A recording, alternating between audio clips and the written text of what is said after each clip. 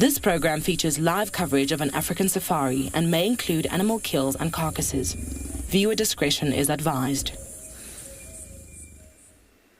It is chilly and it is breezy. This chameleon looks like it's enjoying the breeze, not like myself. And it's very exciting that we get to start with a chameleon. It's my favorite, or one of my favorite little things, and we hope to find a whole lot more. So grab a seat, everyone, and jump on board. It's your live safari through the African bush.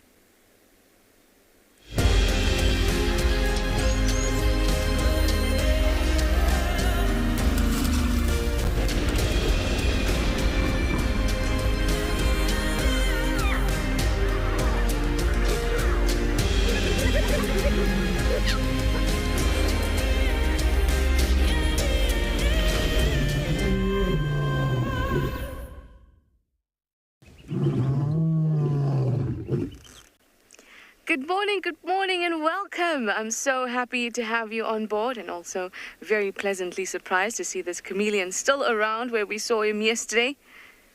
So we can start the show with one of these gorgeous little creatures. Hi, everyone. It's me, Trishala. I've got Mpo on camera with me, and it's already starting to warm up quite nicely, and that's really cool because it's been cold these last few mornings. And now that there's a bit of sun, I'm happy, and I'm sure that this chameleon will be happy too. It's about 17 degrees Celsius, 63 degrees Fahrenheit, and it promises to get warmer today and tomorrow. Check it out, sunning himself. Now, please use that hashtag WildEarth to chat to us, give us your questions and your comments. It's live and interactive, happening across several locations in South Africa right now. You can also use @FC on the YouTube chat stream. You can even go to our website. You can register, and you can use our questions and comments box. If you're under 18, please use kids' questions at wildearth.tv. We'd love to hear from all of you and get as many of those questions through as possible. Now, this little creature is close to the road that leads us to the hyena den. So I've just come from there. Unfortunately, nobody's home this morning. But I'm going to go to Treehouse Dam and see what's happening on that side, and come around and check the other den just in case, because they have been moving between the two. So let's be hopeful that we can find them and spend some quality time with them. I tried last night too, but unfortunately it seemed like the adults were busy somewhere else. But we're going to try today. Elephants, hyenas, some leopards, chameleon. That for me sounds like a great, great morning. And of course, I'm not the only one out. We've also got Steve out, and he's busy looking for some lion tracks. There's also Trico at Ngala, Mike at Pridelands, and Yuan and Tswalu. All of us with our own special plan for the morning. My special plan, of course, being to start with a chameleon. Love seeing them in the daylight. So much better than seeing them at night. Look at that. Hi, Priscilla. You'd like to know if I've ever seen an upset chameleon on drive. I don't know if the chameleon I saw was upset as much as it was probably stressed and or injured. So when they're upset, or they feel aggravated, or they're injured, they'll kind of go black in certain places. And I have seen one that's been that way. It kind of looked sick, though. It looked like something was wrong, so I think it was injured. But when they're... So essentially, when they're upset, they're stressed, right? And the same thing goes for when they're injured. And they express that darkened color, brown to black. I have seen that.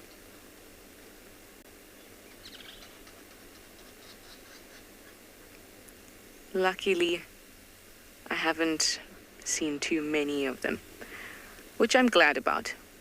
Means that they're doing well. They'll also go darker, though, if they're very cold and they want to absorb more sunlight, because you know darker colors absorb more wavelengths, especially black and brown.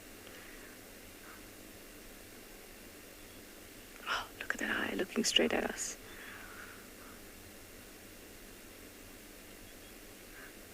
You can hear a lilac-breasted roller in the background. shouting too.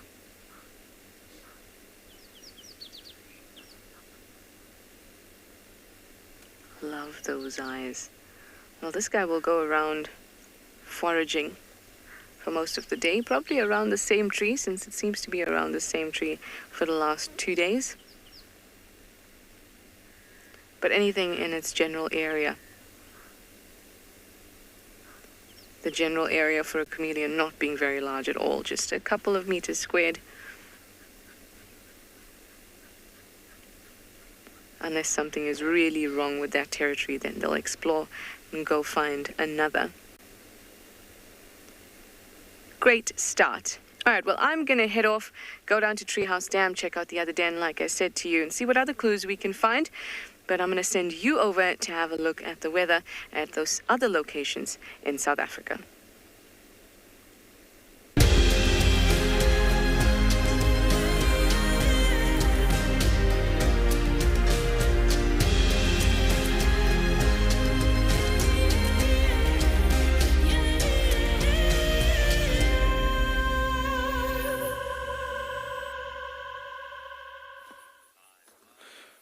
Welcome back to Tswalu Kalahari, everybody, and good morning. Look at that gorgeous view we're starting up with early morning, as there's quite a bit of cloud cover still from last night's rain that has come over.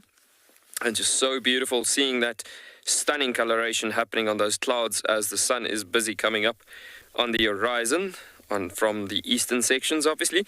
But yeah, beautiful seeing that colors. It was just so beautiful. Even about minutes ago, it was just orangey sky, reddish sky just happening all over the show at the moment, but just so stunning to start the morning with this beautiful coloration that we're having this morning coming up and about. Stunning. So this morning I am your team in the Kalahari with BK, Yuan and BK behind the camera. So we will be doing a drive out to the west this morning, doing just a nice general drive and see what we can find this morning on drive, and just doing a bit of a bumble. Possibly could pick up on some hyena, possibly could pick up on some cheetah out in the west. Let's see what we can find out and about over there. But yeah, it was just so stunning to have started the view that we had early this morning, showing that to you and just sharing what we've had there. Just incredible, just gorgeous to have started up with something like this. And if you think about the drive that we've had yesterday,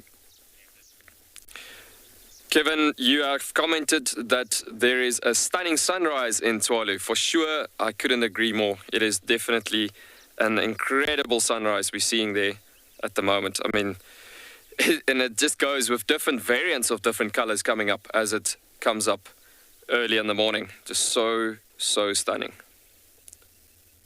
Especially if we go over into winter slowly but surely now with the cold fronts. I was saying to BK just now, it is crazy how the cold fronts creates the different variations of colors as well as you progress into winter early in the mornings. And even later on in the afternoons as the sun is setting, you get some crazy events happening here. Colors from the horizon that comes with purples and blues all the way to reds and oranges and all the way up to finishing up with yellows at the end. That is just gorgeous. And that is also just coming through to the amount of wind that's blown during the day and the amount of moisture in the air as well.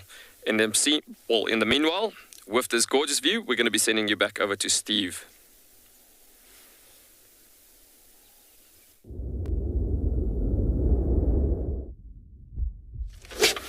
Good morning, everybody. Good morning. Welcome to the dawn. Hello, my name is Steve, joined by Johan. We have got lion tracks. Oh, you can clearly see nice big lion track. And if you're not certain, then put the knife there. That is big. That's a male lion. It's a male lion. And the way that this lion is walking, his front right foot is not showing very nicely in the sand, which means this is dark mane, and he seems to be following at least one female. Okay, so we're going to see if we can keep following. They've gone all the way from our eastern side, and they're heading towards the west. We've bumped a few impala along the way, which are not showing too much in the way of skittishness. So hopefully these animals stay on the property. I thought there were more tracks before, and we picked up on a couple different sets, but now we're following two, female and a male. Heading directly west along this very nice soft sandy road called Philemon's Cutline.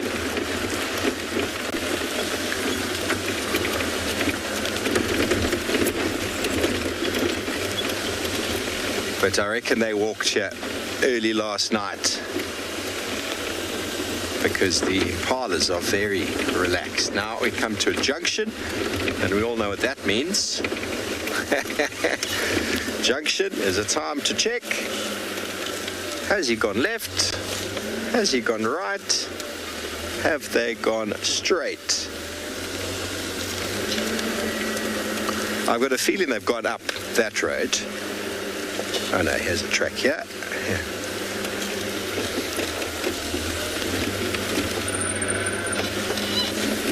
Adjusted male and female tracks differ by size. The male's got much bigger toes, much bigger foot. Here, a lion lay down over here. Here's a lion bottom, the tail, body that way. You see the body was over here, and then the feet. So, male lions, you're looking at 15, 16 centimeters. Female lions, 13, maybe 14 centimeters. The male lion, those tracks there, those two toes there, stand really far out from that back pad, whereas the females are a little bit narrower. The male, it's just when you see them compared to each other, you saw I put my knife down there. It was 1.5 times the knife, which is 15, 16 centimeters. So every now and again you might be unsure. When you see a big male leopard, you might think to yourself, let me check where they're going. You might think to yourself, big male leopard, put the knife down, just have a look. Even when I've been away for a couple of weeks, I come back and I'm like, I'm not sure. Is this a male, is this a female? Don't go south. Don't go straight out of the reserve. I reckon he's following the rest of the pride. Just double check. Yeah, going straight south here. Oh, that's not very nice of them. That is our boundary there with Hoffman's Gowrie Main. We don't know until they've gone all the way. Sometimes they lie right there on the boundary for you. I'll try and get you a male and female track together and show you the difference. I think there's a female track there, and we'll show you the difference with the knife.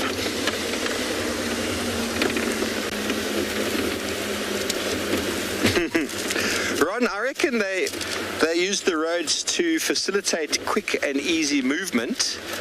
It becomes a lot easier to walk quite quickly on the road. For example, myself driving, it's very easy to drive on a road. The tracks aren't very clear here, so I won't show you. So to them, they feel like the roads are game paths, and game paths follow contours. Game paths go towards water. Game paths normally follow a river line. Game paths are a natural sort of feature on the landscape. And so lions, as well as elephant, as well as hippos and rhino, all use game paths to facilitate, and leopard of course, to facilitate easy movement from one place to another. And so they'll often use them as a means of getting somewhere quickly. Okay, so nice tracks in the sand there, but unfortunately the angle with the light is just not going to make life easy for you, or for me to show them to you. And they're going straight to the boundary. On the boundary road, we might get to see both of them. Let's have a look. Let's have a look. Stay with us one more moment. I was getting very excited that we were going to find lions. Even telling you, we're going to get them now, we're going to get them now. And now they seem to have, this is the boundary. Okay, there's one. There's some wildebeest we're here. Let's have a look in the very soft sand with some lights to see if we can get you beautiful lion tracks. That's not very clear. Not very clear, but there's two lions here. There's one there. And there's one here. Now, the female, if I take my knife and I put it there, there's the back of the track, there's the front of the track. It's about 13 centimeters. Can you see it, Johan? And then the back of the track there is almost in line with the side of the toe. Almost. It's not too wide. Whereas the male is over here. The back of the track's there and the front of the track is over there. It's just far bigger. And then the back pad there and the toes there. It's just far, far bigger. Okay, so they've gone straight along this road. We're going to follow them for a little bit. There's some elephants down the road there that don't seem to be too concerned. Let's see, they might have walked back and come back up north. I felt like there were more lions in Djuma, not just two.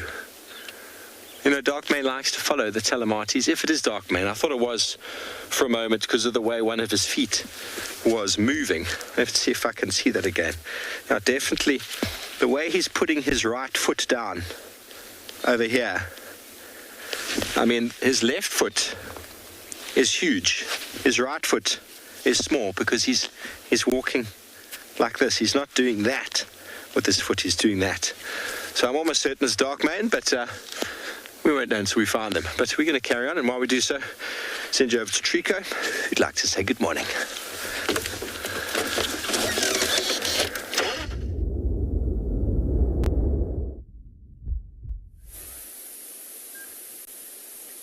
Good morning, everybody, and welcome to andBeyond Ngala. So as we're driving in this riverbed here, we just seen some few tracks of lions walking along the riverbed, heading just straight where you guys are looking.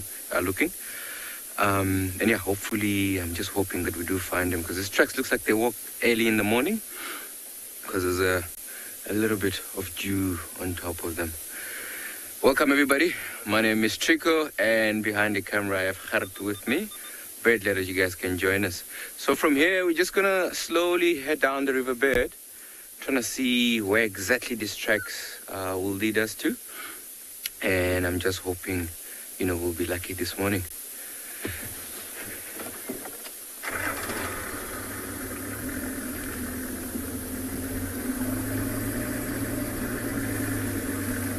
So it looks like these animals that we're looking for, it's actually a young male.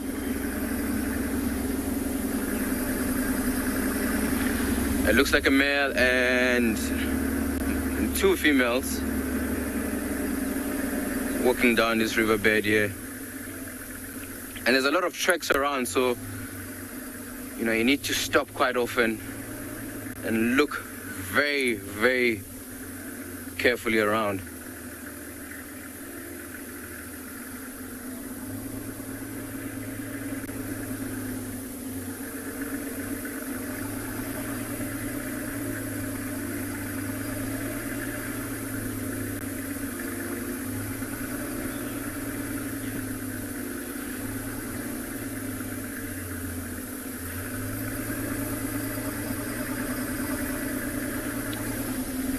I didn't copy that really well, but I believe Sonia is asking, lions active at this time of the day? Sonia, because it's still cooler and we're moving towards winter, they will be moving around. So I'm just gonna hop down this car now and just have a look, because I think we might have these tracks here. Oh, here we go. And just hope everybody can see this. I think there's a little bit of bad lighting. I don't think you guys can see it from here, but yeah, it looks like they're walking down here and heading that way. So we're just going to continue driving down on this riverbed.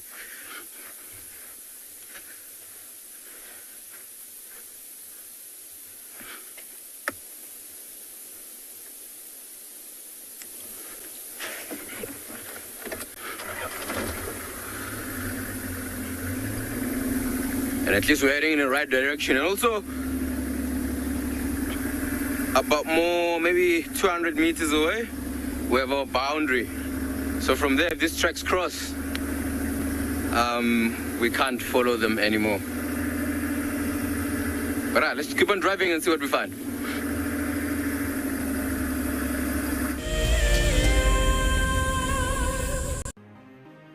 It's the month of March and WildEarth is offering you the chance to win a brand new prize. Sign up to be a WildEarth Explorer and you could win a 5-day eco-training ranger experience for 2.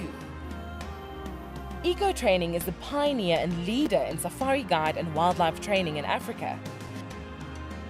The lucky winners can look forward to approaching dangerous game on foot, tracking and 4x4 driving, learning about animal behavior, and even spending one night sleeping out under a blanket of stars. In addition, you will also get the exclusive opportunity to join the WildEarth team on the broadcasting vehicle. Sign up to be an explorer now, and it could be you that wins this life-changing experience. Terms and conditions apply. For all of you WildEarth explorers who bought plaques, today is the day that you will make your very first safari on our vehicle. Because we are quite remote here in the bush, they have taken some time to arrive, but I am happy to say they are here and they look great.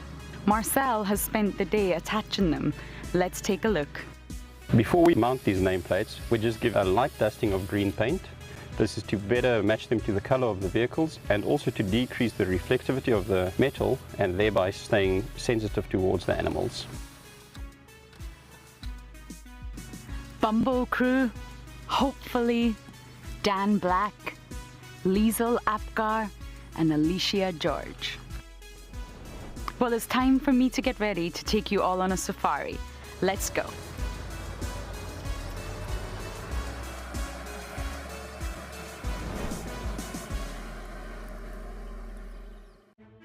Hi, my name is Tristan Dix, and I am a guide here at Djuma Private Game Reserve for WildEarth. We love connecting you to the African bush, and we always look forward to all of your questions. If you want to ask a question on WildEarth, you'll need to register on the website. Once registered, go to our live safari page and submit a question below the live feed. Catch up with me on WildEarth.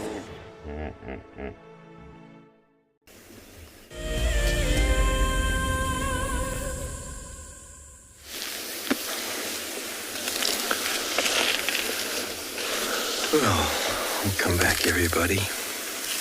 I'm just going to allow you to bask in this for a moment. We are surrounded by elephants. And there are lots of little babies.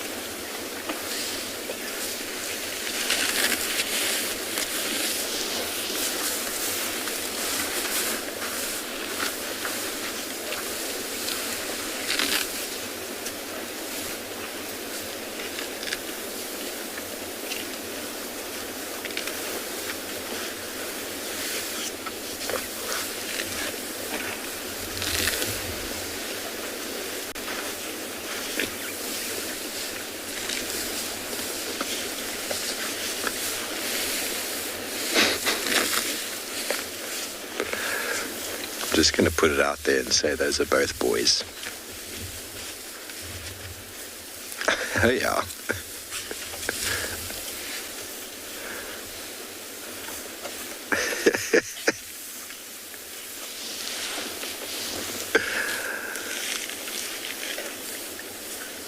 I just want you all to know something we talk about regularly is if you get baby elephants out in the open like that, then everything is fine. Enjoy yourself. Switch off.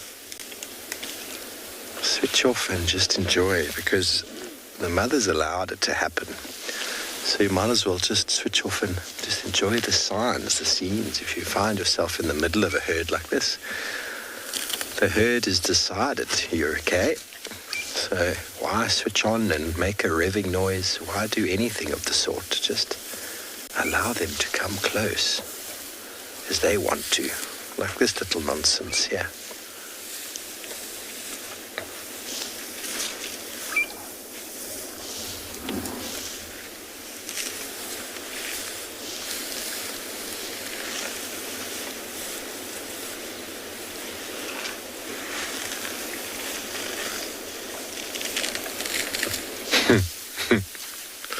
Beverly, adorable, wasn't it?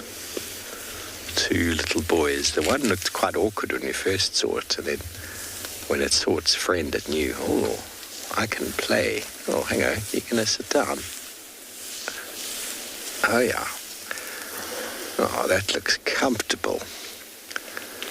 Now, those who think elephants don't lie down, yeah, we're showing you that they certainly do. And they like to use elevated bits of ground, like a termite mound, so as to do so. Riverbanks, sandy patches. And there's generally lots of gas that ensues when lying down. It's just a bit of pressure. Oh, what pressure? What's going on? Do your back legs not work anymore? Always a bit of a process getting back up. Oh, beautiful.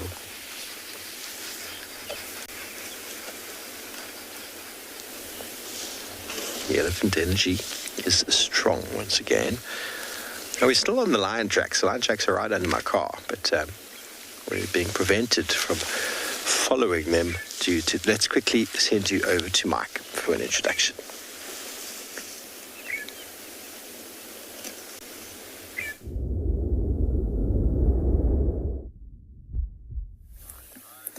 Beautiful golden morning light casting a relief on some beautiful tracks of a gorgeous golden cat.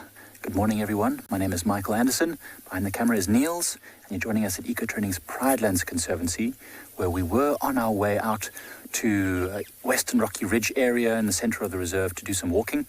And on our way, we came across these beautiful, beautiful leopard tracks. Now, I'm sure you can see, Niels, is it this one that you're looking at here?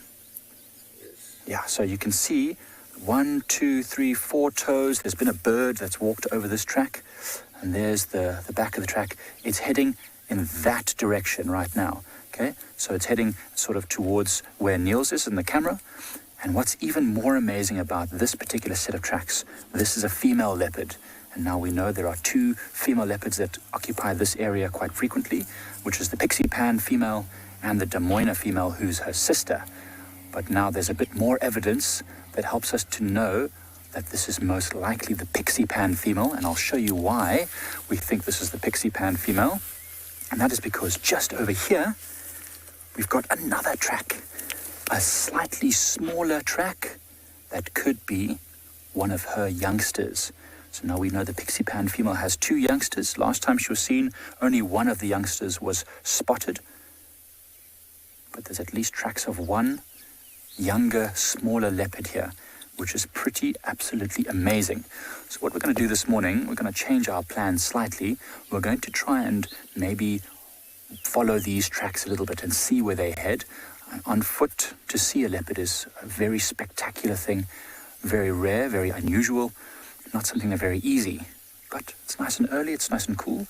This leopard might be sitting somewhere on a termite mound or up in a tree, catching the last of the cool air, maybe last hunting opportunities, and then it'll go and hide in some thickets somewhere. But that's our plan this morning. Hopefully we can come up with something cool for you all to see. And in the meantime, we'll send you over to Steve and his elephants.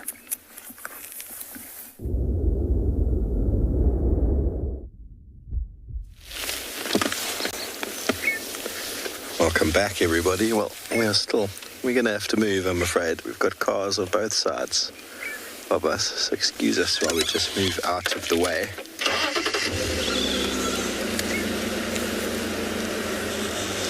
Just letting them know that I've been following tracks, but just got to move out of the way of all of these vehicles. Do apologize for that. Sorry, they're just two cars. I'm going to have a quick word.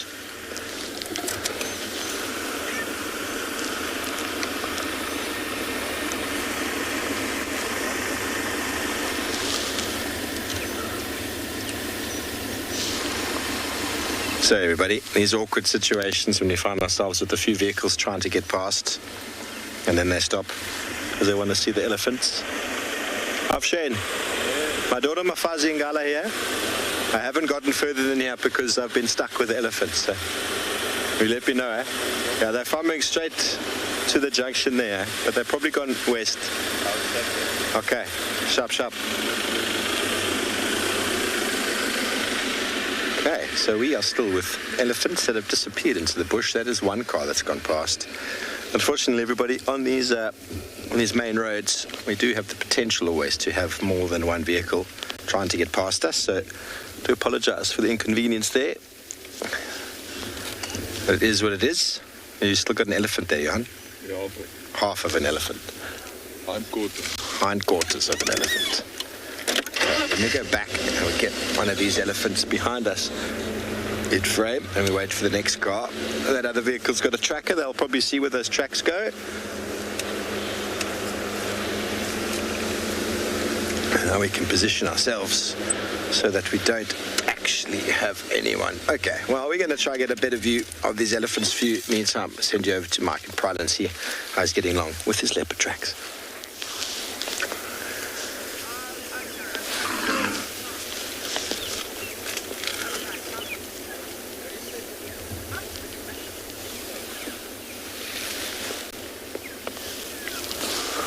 Okay, well, looks like he's staying with us.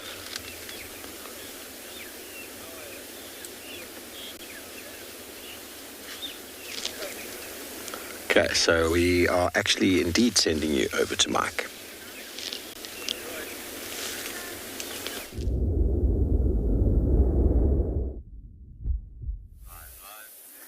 Right, so as you can see, even the best laid plans sometimes go slightly awry. As we left those tracks to try and follow them, we immediately walked into an elephant bull. In fact, it looks like a small group of elephants. I can't tell exactly what the makeup is, but he's just feeding right here. This is almost where we had those buffaloes yesterday. So it's a very busy area. It's a low-lying area, lots of green vegetation. So you can see this elephant is busy feeding in a soft morning light on some of those luscious grasses down here in this clay-like soil. It's an elephant bull. Fairly large one, not massive and old, but a big elephant bull. You can see right now he's busy plucking grasses out. In fact, he's now eating some herbaceous type of material. There's more elephants approaching from to his right, but you can't see them very clearly. We're still at a safe distance. The sun is behind us. There's not a breath of wind this morning. And we've got this bit of a bush in front of us, so this elephant hasn't even seen us. We are standing probably about, I'd say, 40 meters away from this elephant now. And it means we have to do a bit of a detour to get around this elephant if we want to continue tracking that leopard and her youngster. But it's a welcome distraction. It's always lovely to bump into these large, thick-skinned animals when we are on a walk.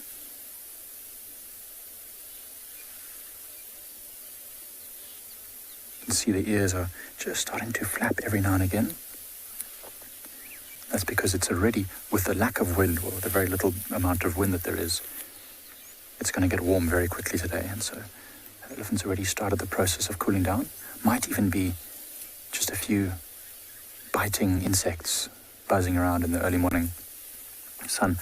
Goodness gracious me, I feel like I'm about to sneeze. That could get awkward. Ah, there you go. Managed to avoid it. See those lovely curved tusks on this elephant. Not massive tusks, but very well shaped and well formed.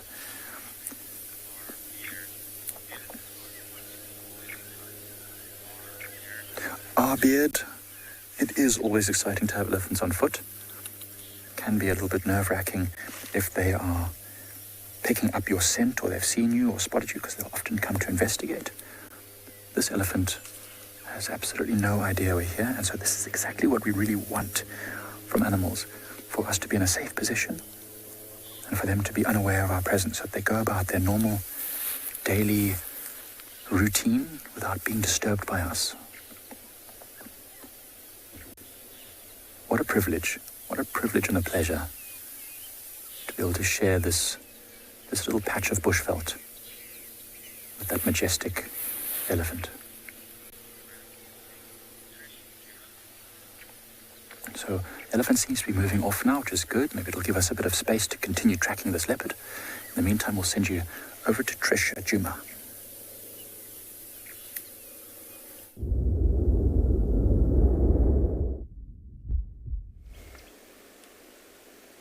Well, here, I wish I had some tracks to follow up on like Mike, but at the moment, we just have some squirrels that are darted into a little hole just under that branch there. So we're hoping that they'll come out again. They're always lots of fun in the morning.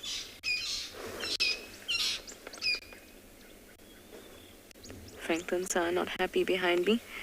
It's always a lot of fun in the morning to watch squirrels because they sun themselves, they yawn, they stretch. And we're looking at the eastern side of the tree, so that's the side with the sun on it. So hopefully they'll come out. They usually do. It also gives us an opportunity to just listen because these... Oh, there we go. Oh, good morning. And there's another head. Oh, look at that. And another.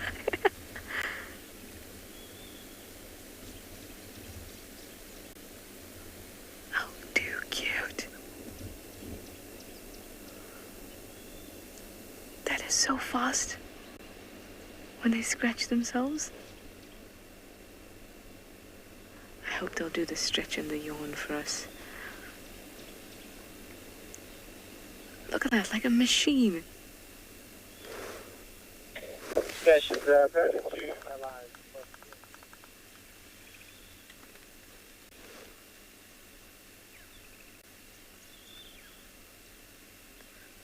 Oh, and another head. Come on out. It's like a clown car. You don't know how many are going to come out.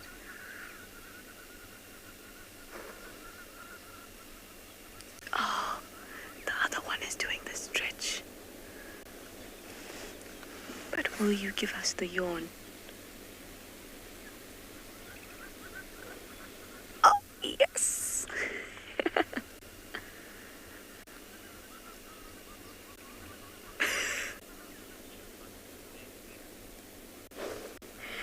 Martin, you'd like to know squirrels and chipmunks are the same thing? We don't get chipmunks there, so I mean here, but I'm sure that they're not the same thing. Although I could be wrong because I'm not very familiar with chipmunks, except for that. There was that cartoon when I was little. And that's about my familiarity with chipmunks. We don't get them here. But they certainly do look very similar. Alvin, no, it wasn't Alvin and the Chipmunks. It was much littler than that. I forgot what it was. I even had a PC game of it. I'll remember. But that's the extent of my familiarity with chipmunks. So I'm not sure if they're the same thing. I wouldn't think so, considering they have a different name, and where you find chipmunks, you also find squirrels. So just using rational thought, I wouldn't think that they're the same thing. There must be some difference. What is this cartoon I'm thinking about? Now it's going to bother me. Oh, that's so cute with the moon in the background too.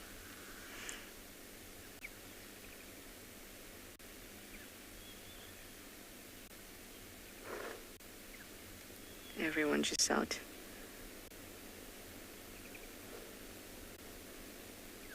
Oh, I love it when they do those stretches.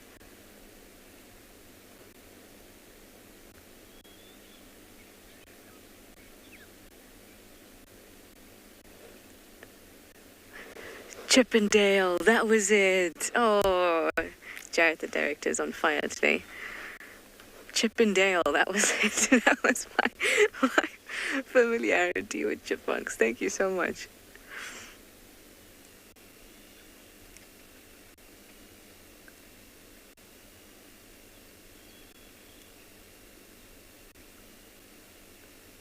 So sweet. So the whole family will be living in this little crevice in the tree. It's a knobthorn. Damien, that's an excellent question. You'd like to know if squirrels only feed on nuts and fruits? No, they certainly don't. They also feed on insects.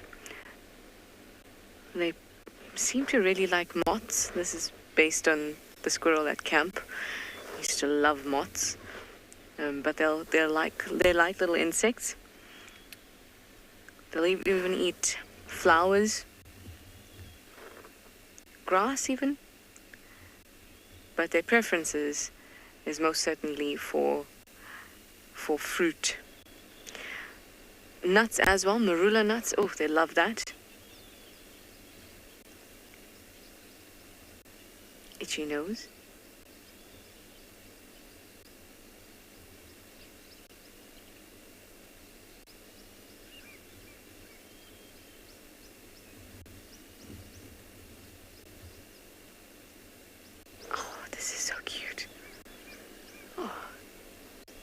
Bit of a back massage for your friend. Oh, that was so cool. See what I mean? They're thoroughly entertaining to watch.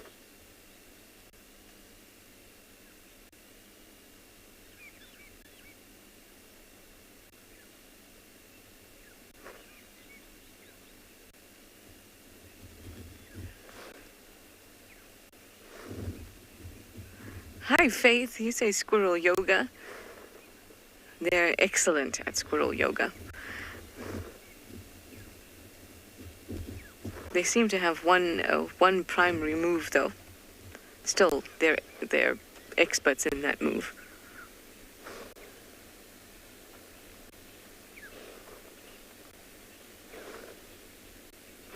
That was so rewarding to just wait for them to come out of their little hole.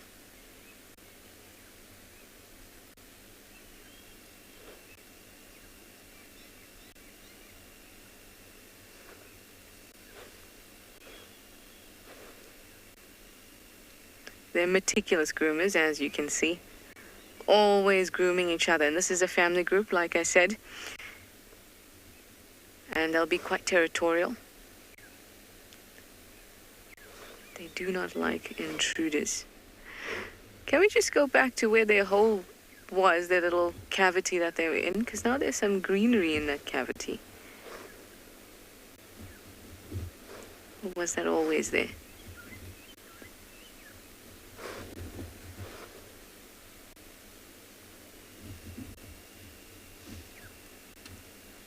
Some of the... Oh, hello.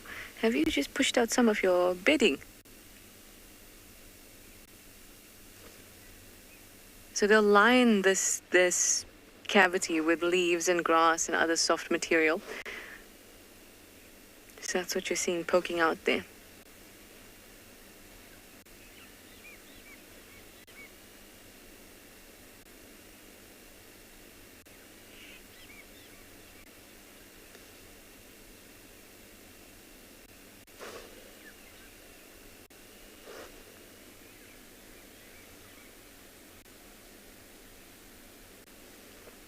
Very sweet. Now they're just sunning themselves. They've all exchanged each other's odors from the grooming. And they'll go about their day. And now I'm going to send you over to Yuan at Tswalu. I'm going to move on from these lovely squirrels.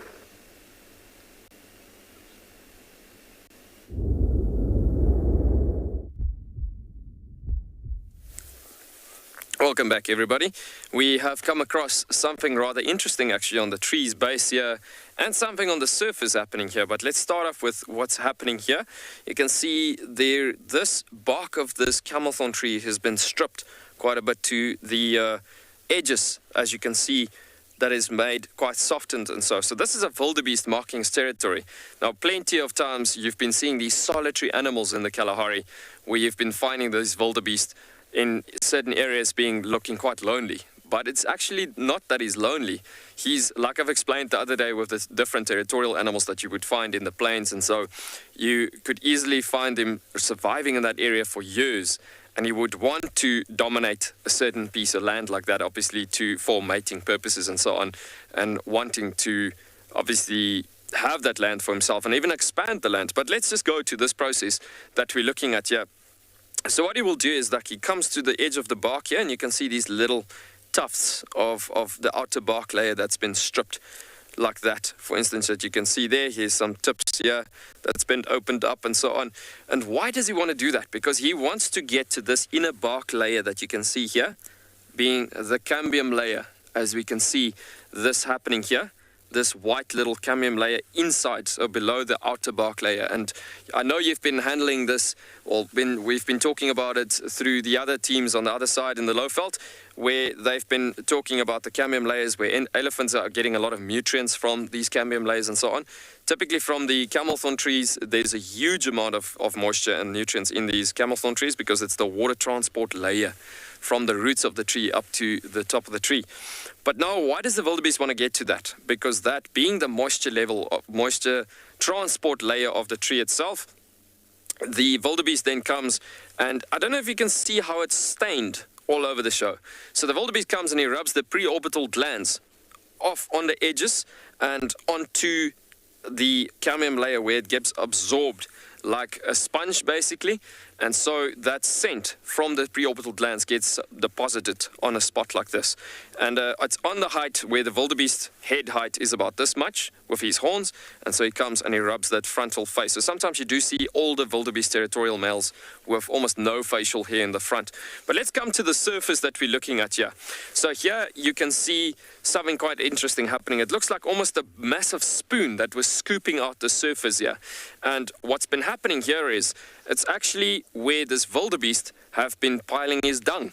So what you see here with the scooping spot, that's a dung midden with his dung that you can see there, basically coming off like that.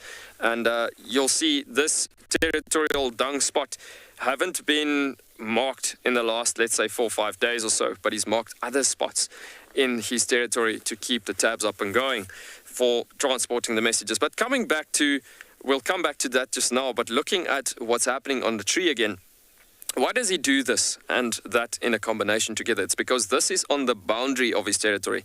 In the central sections of his territory, you will mostly find the actual dung midden, but on the outskirts, it's both of them communicating because there's two different ways of communicating here. Here, it's basically having this inner bark layer communication through, again, what we spoke about a few days ago with the sexual status, reproductive status, emotional status, local status, all of that coming through, talking to the rest of females coming through this area that could possibly come through and just read the messages from girls, this is me, this is who I am, this is my telephone number, this is where you can find me for the day. I will be feeding in that area today. There's some good food. Come and join me at the breakfast table, shall I say. And then to the dung midden on the ground, that you're looking specifically with communicating to young males coming through the area, saying, boys, this is my area. You're welcome to pass through with the herd that is coming through here, but you better dare not catching me, finding you wanting to claim land here. So it's just a pass-through. So this is communicating with males versus females generally reads the messages on the tree. So it's like a Facebooking, emailing, twittering spot happening on a given spot like this, for instance. But yeah, very cool that communication happens with various different antelopes in this way. But this is mostly the wildebeest marking territory here. While we were standing here looking at this interesting scene and looking at this, shall I say, a Facebook site, there's something else that has happened that caught our eyes here as well. Look at this little, shall I say, it almost looks like a creature, but it's not a creature. So I know you've been knowing what we've been talking about, seeing all those gemsbok cucumbers, all of those wild cucumbers that we've been seeing. Now this is a little tiny baby of a different species. This is called a springbok cucumber. And so it is also a type of creeper and so, but yeah, these ones generally get fed on, guess what, by springbok. And you get quite a bit of porcupines feeding on this. The gemsbok cucumber obviously being that massive one, that one you generally get specifically in the plains, again, closer to the dunes and so, and you get porcupines feeding on it and so, but you could easily get hyenas feeding on those bigger ones as well, because there's lots more nutritional value in that. But look at that teeny tiny little thing. That is so cool, and there's a bigger example that you can see over here. But yeah, very, very special.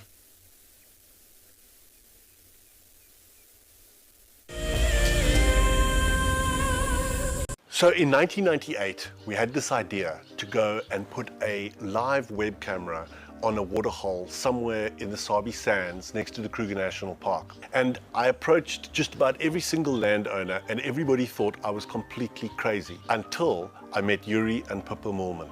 We thought it was definitely a fun idea and a worthwhile thing to experiment. And it immediately became a runaway success. And it gave people all around the world the opportunity to watch a little piece of Africa day and night. Back in 1998, it was the very early stages of the internet, and all we were able to do was to get a 30-second refreshing JPEG out of that camera. But over time, what we began to do is focus more and more on trying to develop this concept of giving people the opportunity to go on safari. Even though we live just 500 meters up this hill, we still put the camera on to see what's happening. Absolutely, we watch it ourselves. For many years, WildEarth has taken viewers from around the world to the Mara Triangle, a place of majestic beauty and abundant wildlife. But it wasn't always like this. Before 2001, it was infested with poachers. Illegal harvesting and hunting was rife. Now the situation couldn't be more different. The hard work and dedication of the Mara Conservancy has revolutionized this magical land. But now, the loss of revenue from tourism has created a grave crisis. The Mara Conservancy needs help if they are to continue protecting the reserve and supporting the local communities whose livelihood depend on its survival.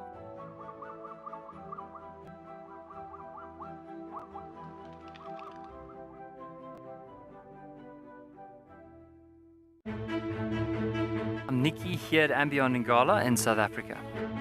I love getting questions from viewers about all the small things within the environment and how it all is integrated with one another. If you want to ask me any questions, please simply register with the WildEarth website, head across to the Live Safari page and then post your questions there. I'm looking forward to chatting to you on my next WildEarth drive.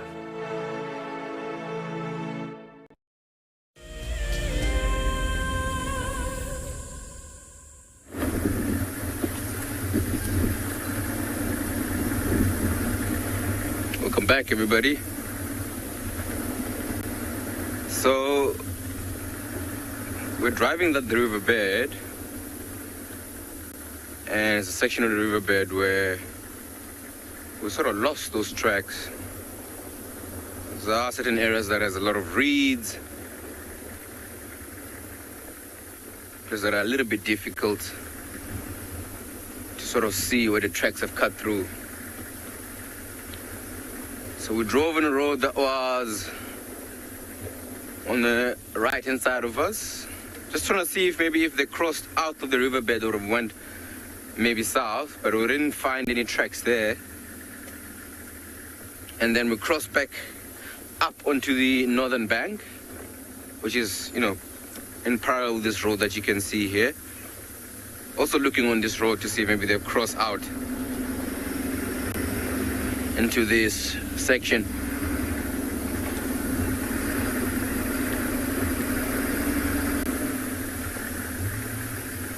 And so far we haven't found any tracks. But then maybe we might find that like there are some certain areas on the road that are really, really hard. So even if a lion has stepped on that particular area or ground, it's still going to be difficult to see where exactly they've crossed through.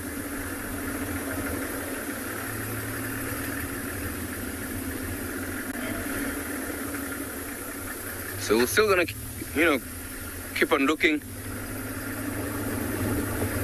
and see if maybe we'll find these particular animals. And also, there's still a lot of dew on the grass, so I don't think they will lay down on the grass when there's a lot of dew. They'll probably lay down in the middle of the road or find a patch where there's no grass, because some of these thickets have those patches and then lay there. But while we look for these lions, I'm going to send you to Steve. He's also looking for the lions.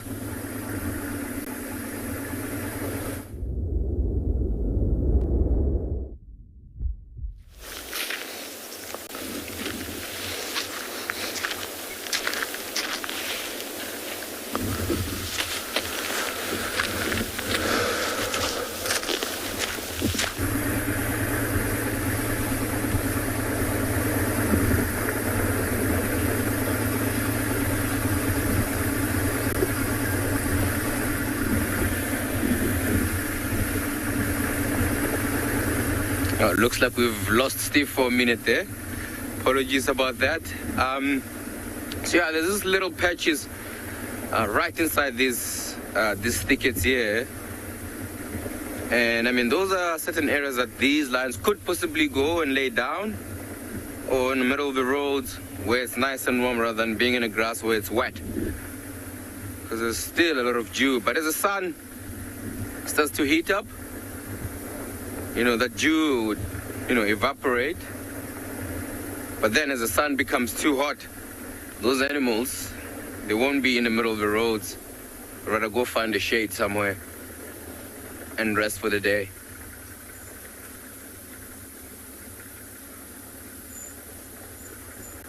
So right up ahead in front of us, there's another sort of junction. And then we're going to take that road and we're going to head up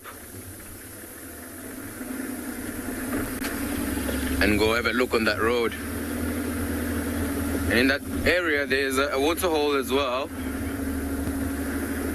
So once we go past there as well, even though we're looking for these lions, we might find some other interesting animals there.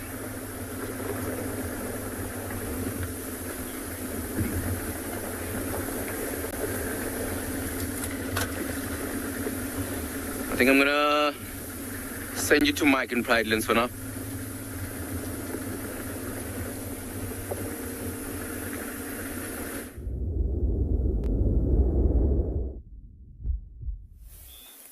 Right, so we managed to circumnavigate those elephants. We've gone down the road maybe another 400 meters or so, and we've got a really cool set of tracks here. So we're still on the tracks of that leopard. If you look just over there where I'm pointing my stick, there's a beautiful leopard track that's actually on some fresh buffalo urine, and it walks all the way here. Here's another track, there's another track, and this track here is very cool because it actually shows right there where the leopard stepped. Oh man, I've got the shakes this morning. Where the leopard stepped on the buffalo pat, which is very fresh, as you can see. Not even really any dung beetles have yet been on this buffalo pat. And it was a full moon last night, so dung beetles could still be very active. Our leopard continued on, and what's even more interesting is that we can still see that there's another leopard with it. So there's this one here, and then coming over here, there's another leopard track going in a different direction. So this leopard was going this way. Oops, get off. This leopard was going that way, and that leopard over there was going straight forward. So we've got the two leopards are still walking along the road, which is pretty fantastic.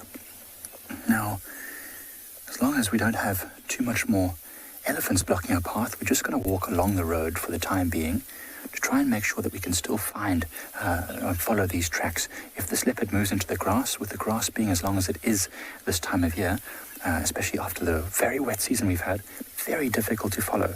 But we also need to be very careful because there is this very fresh buffalo dung pat, and this buffalo is heading in the same direction that the leopard was going, towards Leopard Dam. So there's every chance that we will also find buffaloes close to the waterhole. So quite an important thing that we do this safely. It's really awesome to watch. I actually think that this leopard might have stopped here because the tracks get very bunched up. I think oftentimes they smell dung and urine and things, and you'll even find often they'll roll in dung in order to coat their fur and reduce their own scent so that they don't get picked up on the wind as easily.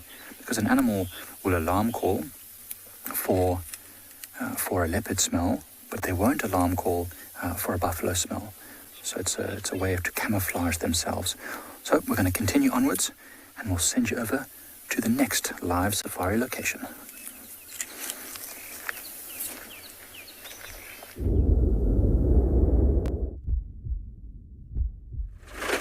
Welcome back, everybody. So we have reached the dunes in the northern side of the reserve this morning. We are currently looking for anything to come across in these dunes. It is a gorgeous, gorgeous area. As you can see, we're descending on this first dune top. As I came over the first top, I know about a brown hyena that hangs out in this area as well. Sometimes you do get lucky with him in these dune streets. And the weather is actually of such a sort at the moment. It's so nice you could possibly see still some of those nocturnal animals moving, typically like the brown hyena, for instance, in this area. The bump. Yeah, so speaking about the aardvark, then we've reached the first hole there that was covered in the vegetation. Anyways, so then we're going to be driving even further west and north a bit this morning. We are looking for, there's a cheetah female with cubs as well in this area. We're not specifically looking for anything, obviously. We're just on a very beautiful drive on a bumble in these northern sections. I personally haven't been in these areas lately. It is a gorgeous, gorgeous spot to drive into and so on. This reserve is definitely, from a beauty landscape point of view, it is just so gorgeous. Beautiful, beautiful. You can see this line of beautiful silver cluster leaf trees that we're coming through on the tops of the dunes here. Very, very gorgeous. So these trees, they only grow on the tops of the dunes because of the soft sand that you find in the dune tops. You do find them obviously in Kruger Parkside and those areas as well, where you'll have them in drainage lines and seep lines and so on. But yeah, and in the drainage lines, it's soft, well, the soils that they could find to grow into deep ends. The only place where that happens out here is actually on the dune tops. So they actually stand out like an icon on the tops of the dunes here. And that's all these beautiful big trees we see coming up, like this one to the central section. There we go. Stunning silver cluster leaf tree we're bypassing in this spot. But yeah, yes, you drive into areas like this, you can see there's no tire tracks even on the roads that we're driving on at the moment. So you can see there hasn't been a vehicle in this area in a super long time. As we're driving here, it is just so gorgeous, and you get that feeling like you don't know what to expect. I mean, you know these animals are here, and I know what I've seen here before, but just so special to come across a spot like this.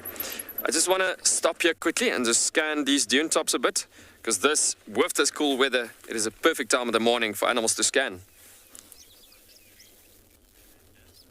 Melinda, you are wondering, what is a mother tree? A mother tree is a tree actually that exists in any area, and all ecosystems would have mother trees. And a mother tree is an ecosystem's plant, a main predominant plant that is carrying the environment. So it's a plant that is extremely important, and it's one of the most important keystone species within an environment. In this area, it is the Boscia albitronca, which is your shepherd's trees, and then predominantly, obviously, your Acacia areoloba, which is the camel thorn trees that you find in this area.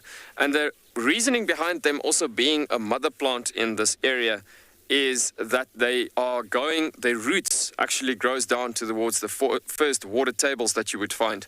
So that you're looking at about deep ends of about a good 90 meters or so, even in certain sections. So I mean, that is deep, thinking about how deep these plants can go down into the soils to literally find the adequate moisture to bring up to the surface. So it's like a flowing, running tap that happens. There's a couple of white-browed sparrow weavers on the top of that silver cluster leaf tree. But yeah, the mother plant plays a massive role, and so as they bring the moisture to the surface, there's a lot of other plants that's standing around that mother plant that is drinking from that given mother plant, if I can put it that way. I'm very glad that you are asking that question, because that is extremely important. And so many areas will have, well, many ecosystems, most ecosystems will have mother plants to the environment, and it's basically coming down to the keystone species that is extremely important to that given area. I'm seeing down far in the north, in the southern side, into the Dune streets here, there's a territorial male wildebeest, as there's quite a bit of them actually in these dune streets. I'm looking just across these tops of these dunes. I wanted to just scan here quickly and just see, because you can actually see most of the times you could find this time of the morning with a nice cool weather. You could greatly find animals scouting over certain areas. As the dunes are obviously a nice elevation from a safety point of view, and also just a fantastic spot to look for prey animals to hunt on. Yeah, it is such a stunning area, and I must say, such a stunning, gorgeous morning we're dealing with here at the moment. Right, let's continue our bumble.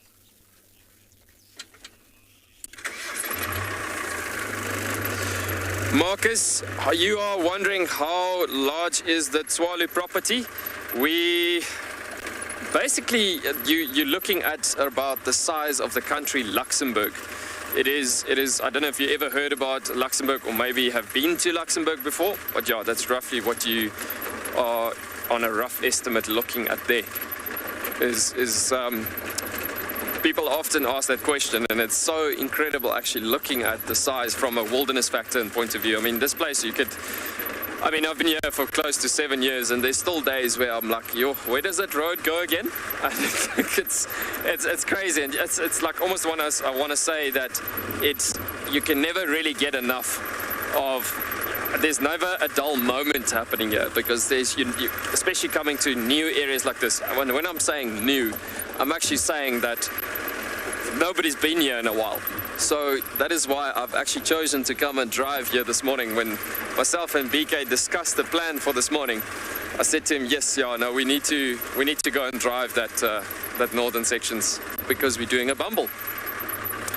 Just because I know nobody has been here in a while. As you can see, there's absolutely no tire tracks on the road even, and so on. So yeah, it's a really gorgeous spot to be exploring, especially on a weather morning like we're having right now. So we're going to continue with our bumble down this road and see what we can find, and we'll keep on updating you. In the meanwhile, we'll send you back over to Mike and Pridelands.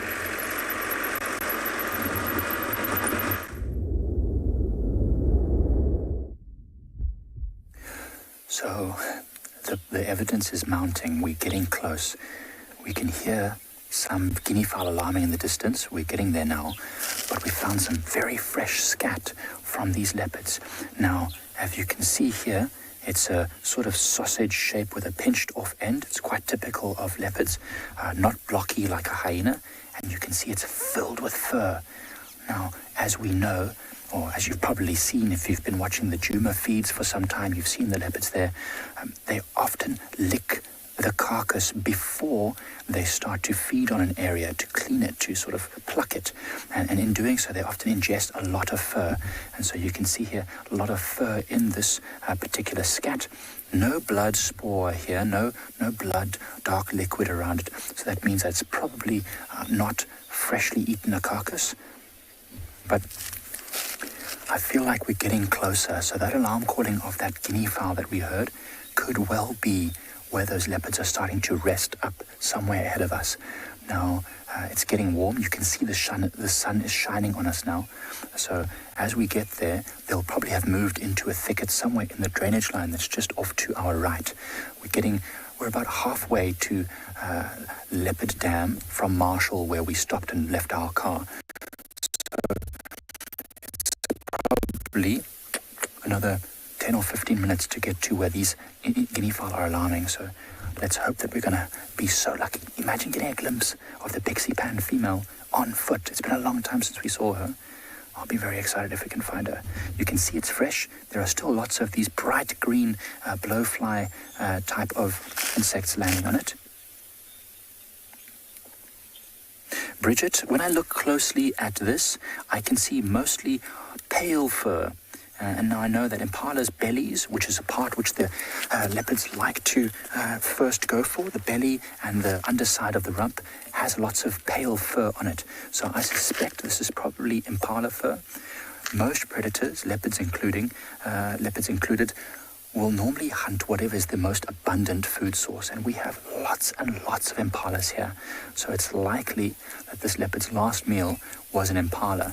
Now what we see leopards often doing is they'll lick the belly, the soft underparts, clean it of fur, then they'll cut into it with their carnassial shears, which are the side teeth. Then they'll start to eat all the soft organs. They'll move on to the soft muscular tissue on the inner thighs, and they basically peel the skin off the carcass and the bones, and they feed underneath. So you won't normally find lots of brown fur or the reddish fur from impala in the scat, because by that point they're no longer really trying to clean it. They're just getting under the skin for the meat. So that's really, really exciting. Hopefully we're going to get lucky. Both the leopards still here. You can see the tracks, and if you can see from where you are, that it's not so easy with the sun behind the camera, but there's lots of tracks all over here. We're getting close. Fingers crossed, everyone.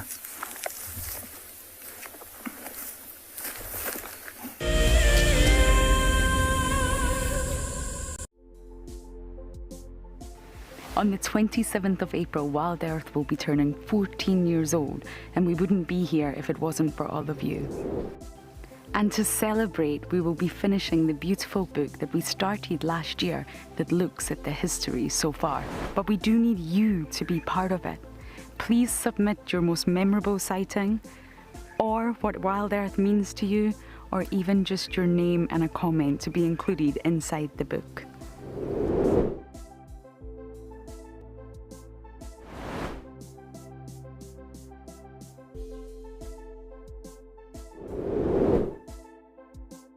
Head over to the website to add your name and reserve your copy. We are offering a 20% discount on all books bought before the end of March. And a big thank you to all of you who have contributed to the book so far. Staying one step ahead is the key to survival out in the African wild. And now you can stay in front of the pack with a WildEarth weekly newsletter. Sign up to be a WildEarth explorer and you will get exclusive behind-the-scenes stories about your favorite guides and camera operators. Information about our upcoming plans and projects will be delivered to your inbox every week before anyone else. And you can hone your guiding skills by taking part in our Identify Me nature quizzes. WildEarth Explorers, it's in your nature. My name is Ross and I'm a field guide at andBeyond Phinda Private Game Reserve. I love getting questions from guests on WildEarth because I love sharing and learning information about nature with new people, and it also makes me feel like you're all joining me in real life. If you want to ask a question on WildEarth, then you need to register on our website. Once registered, go to our live safari page and submit your question below our live feed. Our bodies are made up of about 60% water, which means that in a very short space of time, you can dehydrate completely. A relatively efficient way of collecting water early in the morning is to take an absorbent material like a sock and to walk through the grass, absorbing the condensed dewdrops on the grass. Once the material is saturated, you can then squeeze it out into a container, or you can suck it out directly into your mouth.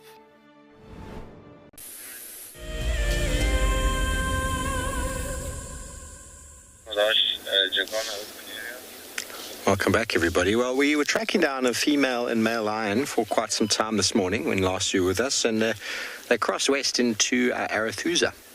But I was almost certain this morning the first tracks I found were of more than one. And so we came back onto the property and we've managed to track down 3 lionesses here on Djuma, right next to, well, pretty close to the hyena den, just having a little bit of a nap. Now, I might need some assistance in identification of these 3 lionesses.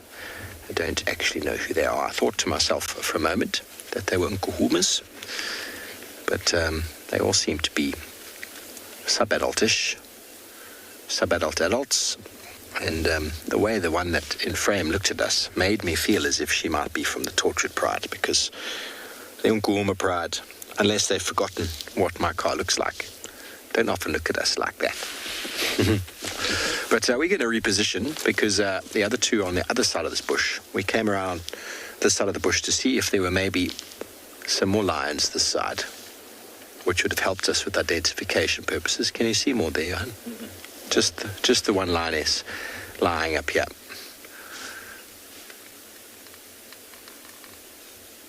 We've just got her. We'll reposition in a moment to get you the other 2. And maybe we'll be able to get an identification of who they are. I'm thinking of Nkuhumas because there were more tracks of 2 male lions. I was chatting with a guy from Chitwa. He said 2 male lions came in to Djuma from Chitwa side around Leadwood.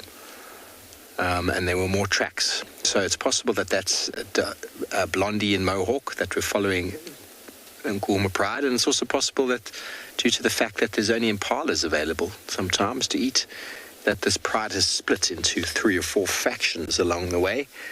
And these lionesses heading off to get a meal for themselves, leaving the other lionesses with cubs and the males somewhere else on Djuma. Definitely worth having a look. And with these cats being very flat, we might actually go and do that. I don't think they're going to be moving very far this morning. It seems as if they've eaten something small-ish, but enough for 3 of them to sustain their bellies.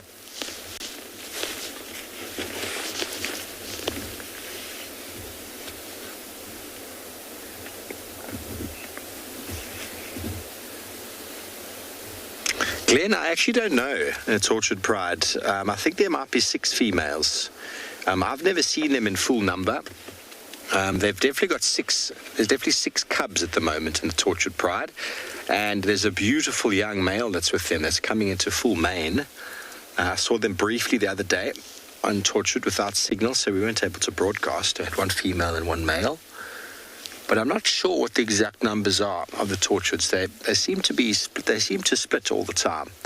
I've only ever seen them with maybe 3 or 4 lionesses, or 2, and the one had that little cub in the road for us the one time, which was very, very cute. But this is a bit far west for the Tortured Pride to come. It's not impossible for them to do so, but I'm only making assumptions based on the fact that where the lions have come from. The Nkuhumas do move through this area. The Telematis have moved through this area as well, although they don't generally come from the south, and I'm pretty certain they were headed towards Manuleti last night, but these animals do have the ability to move over quite some distance. Sometimes, though, it's nice to just allow the mystery to unfold. I'm pretty sure none of you will be able to identify this individual from its back. I'll try and get a face shot in a moment. Let's go back, shall we? Maybe we'll get a look. Oh, there we go. There's one's got her head up. She's got quite pale eyes, which made me think Nkuhuma. Taylor, female lioness, 3.5, fully mature. 3.5, 4, male lion from 4 onwards. From 4 onwards, but generally male lions only come into their full maturity from 5, 6. when they've got proper mane development and are big and strong enough. But if a coalition of males, say for example, a pride had 6 young males, they'd probably become mature earlier than a pride that just had 1, because together in strength, they're able to dominate and overtake prides together. So 1 male coalitions versus 5, 6. Possible that 5 or 6 will be able to do so at a younger age, but generally between the ages of sort of 5, 6, 7, male lions are in their prime, and then onwards 8, 9, sometimes they can still maintain condition, but they generally start to slip. You don't find many males at the age of 10 due to the competitive edge and nature that is the life of a lion. But there are obviously examples where you have older males, and as I said, examples of when males become mature a little bit earlier. Generally, females 3.5, males after 4 are sexually mature, but they generally aren't big enough and strong enough to have secured a pride. But if they are in numbers, they could do so. So the life of a nomadic male, once pushed out of the pride, normally at the age of 2.5 to 3, moves on, gets into confrontations, learns, connects, bonds, makes some friends or doesn't. And depending on how good they are at that, depends when they become sexually active.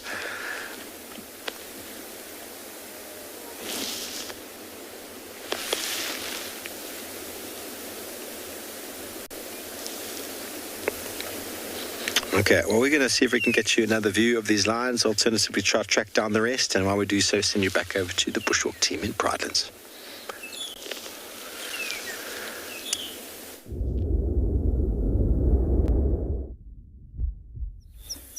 So we've come to the end of our leopard search, and we think we've found where they are. We can't see them, but just in there behind us is a big tambuti thicket in the drainage line. The tracks left the road, went in there, and we can hear every now and again guinea fowls alarming, sitting on the very top of the tree. And we can't see the guinea fowl, we just hear it every now and again. I suspect the leopards are in there. It's getting very hot now in the sun. I think they're in that thicket waiting. We're not far from Leopard Dam, maybe just a couple of 100 meters. There's lots of elephants at the dam. These leopards might wait until the elephants are gone to go to the dam itself. We're not going to go